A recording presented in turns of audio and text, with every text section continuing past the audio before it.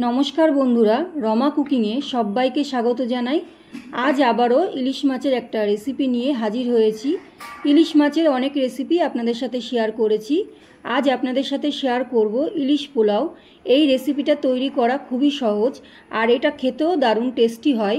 তাহলে চলুন ইলিশ পোলাও রেসিপিটা দেখে নেওয়া যাক। ইলিশ পোলাও বানানোর জন্য আমি এখানে কয়েক পিস ইলিশ মাছ নিয়ে নিয়েছি আর ইলিশ মাছের পেটে অনেকটাই প্রায় ডিম আছে। 4 পিস ইলিশ মাছ নিয়ে নিয়েছি আর এখানে একটা বাটি নিয়ে নিয়েছি। বাটির মধ্যে আমি এক এক করে মশলাগুলো দিয়ে দেব। দিয়ে দিচ্ছি ফেটানো টক দই, দিয়ে দিচ্ছি আদা রসুন আর কাঁচা লঙ্কা বাটা, দিয়ে দিচ্ছি পেঁয়াজ বাটা, দিয়ে দিচ্ছি হলুদ গুঁড়ো, জিরে গুঁড়ো, ধনে গুঁড়ো, কাশ্মীরি লঙ্কার গুঁড়ো আর দিয়ে দিচ্ছি পরিমাণ মতো নুন। সবকিছু একসাথে ভালো করে মাখিয়ে নেব। দিয়ে দিচ্ছি কিছুটা সাদা রিফাইন অয়েল। ভালো করে একটা তেলটা মিশিয়ে নিচ্ছি। একটু মশলার সাথে তেলটা ভালো করে মিশিয়ে নিয়েছি। এবারে এক এক করে মাছগুলো আমি দিয়ে দিচ্ছি। মশলার সাথে মাছগুলোকে ভালো করে উল্টে পাল্টে মিশিয়ে নিচ্ছি। এবার আমি এটাকে 10 থেকে 15 মিনিট রেখে দেবো। আপনাদের হাতে যদি সময় থাকে আধা ঘন্টা রেখে দিতে পারেন। 15 মিনিট পর আমি গ্যাস অন করে একটা কড়াই বসিয়ে দিয়েছি আর কড়াইয়ের মধ্যে দিয়ে দিচ্ছি কিছুটা সরষের তেল। তেলটা গরম করে নেব। তেলটা গরম হয়ে গেছে। এই তেলে আমি পেঁয়াজ ভেজে নেব।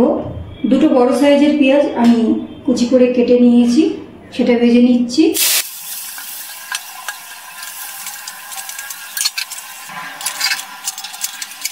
পেঁয়াজটা আমি একদম লাল লাল করে ভেজে নিয়েছি। এবার পেঁয়াজটা আমি তুলে রাখছি। এখানে আমি মাছটা যে ম্যারিনেট করে রেখে দিয়েছিলাম 15 মিনিট, সেই মাছগুলো আমি তুলে তেলের মধ্যে দিয়ে দিচ্ছি। এবারে বাটির মধ্যে যে ম্যারিনেট করা মশলাটা রয়েছে সেই মশলাটাও আমি ঢেলে দিচ্ছি এই মাছের মধ্যে। হালকা হাতে একটু নাড়াচাড়া করে নিচ্ছি।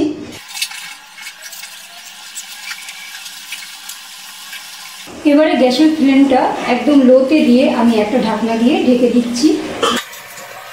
ঢাকনাটা তুলে নিচ্ছি। এবার একটু হালকা হাতে নাড়াচাড়া করে নেব। মাছগুলোকে একটু উল্টে দিচ্ছি।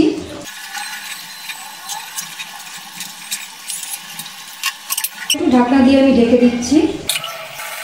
3 থেকে 4 মিনিট পর আমি ঢাকনাটা তুলে নিচ্ছি।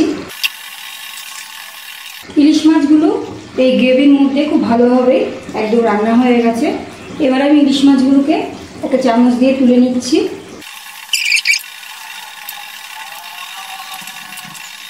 ইলিশ মাছগুলোকে তুলে নিলাম। একটু নাড়াচাড়া করে নিচ্ছি, না নিচে লেগে যাচ্ছে। এবার আমি এই গ্রেভির মধ্যে দিয়ে দেবো চাল। এই চালগুলোকে আমি ভালো করে জল দিয়ে ধুয়ে জল ঝরিয়ে রেখেছিলাম। চালগুলো দিয়ে দিচ্ছি। এখানে বাসমতি রাইস আছে। গ্রেভির মধ্যে চালগুলো দিয়ে দিচ্ছি। এখানে 500 গ্রাম চাল আছে। গ্রেভির সাথে চালগুলোকে ভালো করে মিশিয়ে ভেজে নেব। আর এই সময় আমি গ্যাসের ফ্লেমটা হাইতে দিয়ে দেব। দিয়ে দিচ্ছি 3টে চেরা কাঁচা লঙ্কা। এবার খুব ভালো করে একটু চালগুলোকে গ্রেভির সাথে ভেজে নেব।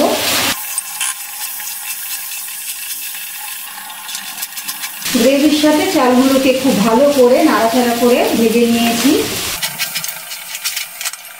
এবার আমি এর মধ্যে দিয়ে দিচ্ছি একটু গরম জল। আপনারা চাইলে ঠান্ডা জলও দিতে পারেন।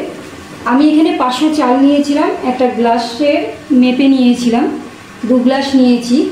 আর সেই গ্লাস মেপে আমি 4 গ্লাস মতো জল গরম করে নিয়েছি, সেই জলটা দিয়ে দিচ্ছি।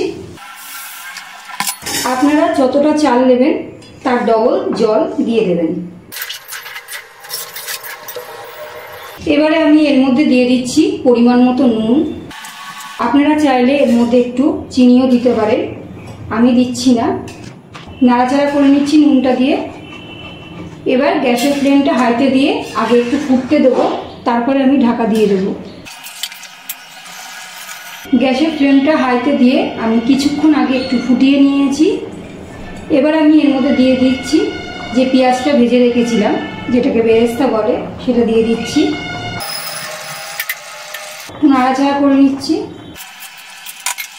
এবারে গ্যাসের ফ্লেমটা মিডিয়ামে রেখে আমি একটা ঢাকনা দিয়ে ঢেকে দিচ্ছি। ঢাকনাটা তুলে নিচ্ছি, একটু নাড়াচাড়া করে নিচ্ছি। চালটা প্রায় 90% মতো সিদ্ধ হয়ে গেছে, একটু জলাভাব আছে এখনো। আমি মাঝখানে একবার ঢাকনা তুলে একটু নাড়াচাড়া করে নিয়েছিলাম, কারণ নিচে লেগে যেতে পারে, সেই জন্য একটু নাড়িয়ে নিয়েছিলাম। এবারে আমি এর মধ্যে দিয়ে দিচ্ছি আর একটু ভেজে রাখা পেঁয়াজ, যেটা আমি একটু রেখে দিয়েছিলাম। আর দিয়ে দিচ্ছি যে ইলিশ মাছগুলো আমি আগে থেকে তুলে রেখেছিলাম, সেটা দিয়ে দিচ্ছি। এবারে আমি আবারও একটু ঢাকনা দিয়ে ঢেকে দিচ্ছি। আর এই সময় আমি গ্যাসের ফ্লেমটা একদম লোতেই রেখে দেবো। ঢাকনাটা তুলে নিচ্ছি। রাইসটা পুরো ভালোভাবেই একদম হয়ে গেছে, আর এখন কোনোভাবেই নাড়াচাড়া করা যাবে না। এবার আমি দিয়ে দিচ্ছি একটু ঘি, চামচ দিয়ে ঘিটা একটু মিশিয়ে দিচ্ছি এইভাবে। আমাদের ইলিশ পোলাও একদম তৈরি হয়ে গেছে। এবারে আমি গ্যাসটা অফ করে দিচ্ছি আর ঢাকনাটা দিয়ে ঢেকে নিচ্ছি। 5 থেকে 10 মিনিট আমি রেখে তারপরে আমি একটা প্লেটে গরম গরম পরিবেশন করে নেব। তৈরি হয়ে গেল ঝরঝরে ইলিশ পোলাও। আপনারাও বাড়িতে এইভাবে ইলিশ পোলাও বানিয়ে দেখতে পারেন। আমার আজকের রেসিপিটা আপনাদের কেমন লাগলো কমেন্ট করে অবশ্যই জানাবেন। ভালো লাগলে একটা লাইক করবেন, শেয়ার করবেন। আমার চ্যানেলে যারা নতুন বন্ধু তাদের কাছে অনুরোধ রইল চ্যানেলটিকে সাবস্ক্রাইব করার। আজ এই পর্যন্ত, আবারও হাজির হয়ে যাব অন্য কোনো রেসিপির সাথে। সবাই ভালো থাকবেন, সুস্থ থাকবেন। ধন্যবাদ।